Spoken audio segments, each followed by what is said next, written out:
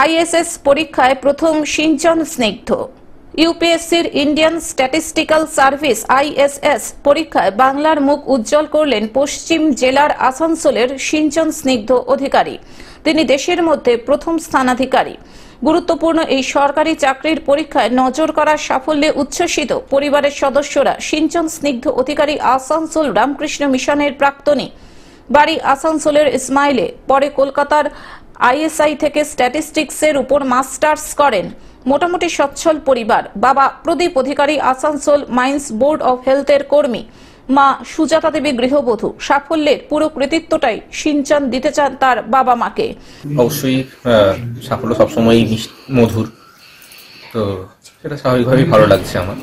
অবশ্যই সবসময় যে সাফল্য আসে তা সেটা নয়, তো দ্বিতীয়বারের সাফল্যটা অবশ্যই প্রথমবার থেকে শিক্ষা নিয়ে দ্বিতীয়বারে অনেক বেশি ভালো করেছি, উন্নতি করেছি।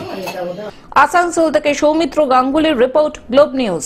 এখন থেকে গ্লোব টিভি দেখুন আপনার স্মার্টফোনেও। গুগল প্লে স্টোর অথবা অ্যাপল স্টোর থেকে ডাউনলোড করুন গ্লোব টিভি লাইভ অ্যাপ। এছাড়াও জিও টিভি অ্যাপ থেকেও দেখুন গ্লোব টিভি লাইভ।